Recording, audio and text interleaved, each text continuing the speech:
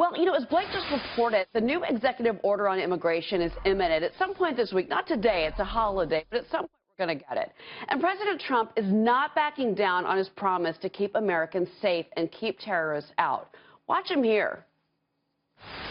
I've taken decisive action to keep radical Islamic terrorists the hell out of our country.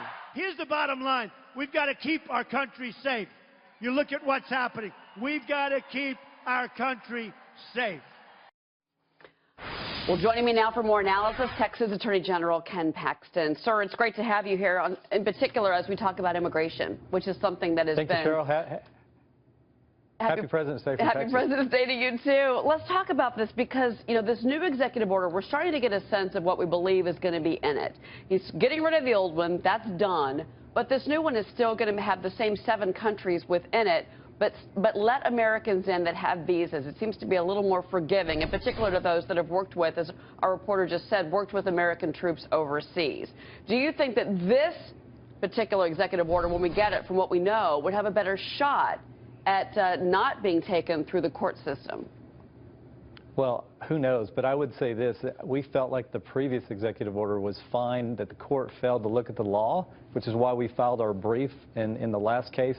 But if they're going to make it more restrictive, if the president is going to make it more restrictive, it certainly should make it easier to pass through the legal system. Yeah, he's exempting green card holders, and then in particular, again, those that fought. We saw so many of the liberal media putting these folks that were stopped but eventually put through that had worked with American troops overseas. Do you think that he will have more support from the American people this time around? Yeah, I think adding some of these, making it a little less restrictive certainly will help with support.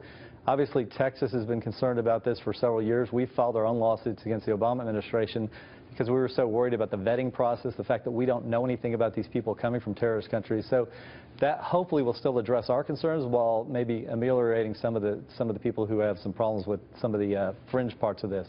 And again, and this is an official speaking on anonymity to Fox News, telling us what is going to be in this new order when we get it. One of the things we're being told in this new draft is it will no longer direct authorities to single out reject Syrian refugees when processing new visa applications. But a lot of Americans, in particular those in Texas, are worried about an influx of Syrian refugees because terrorists could be among them. Is that a concern for Texas and for you?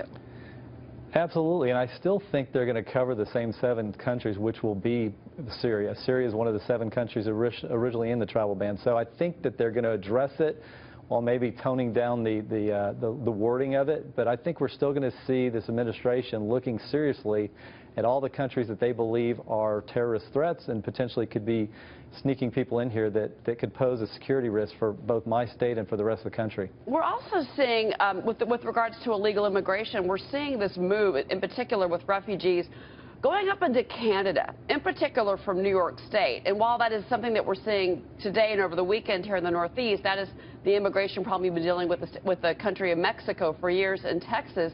Do you see the problem getting worse or better as we now are 4 weeks into President Trump? You know what? I'm pretty encouraged. This is the type of action that we've been looking for years. So I think we're on the right track. I think President Trump is not only dealing with potentially securing the border with more border agents, potentially partially a wall, some technology, but also stopping some of these aliens coming in from countries that pose a security risk to our nation. So yeah, I'm really encouraged and thankful that he is addressing this so quickly in his administration. And not that I want you to tip your hand off to criminals, in particular in the southern part of the country, but with a lot of these ICE raids that we saw that created such a firestorm, if you will, with the media, in particular some media, though a lot of those ICE raids were already planned. And those in particular that we've seen, for the most part, were criminals, hardened criminals. Do you know of any more ICE raids that are going to be coming down, in particular the state of Texas? And were those raids that have already been worked on, planned on by authorities for months potentially? Well, no, I would expect things like that to continue because obviously we have huge problems on our border, and we have criminal gangs and we have drug cartels, and so anything that the federal government, the administration can do to slow that down and stop it, we're for. Attorney General Ken, we thank you very much, sir, for bringing on Ken Paxton. It's always good to have you, in particular on the issue of immigration.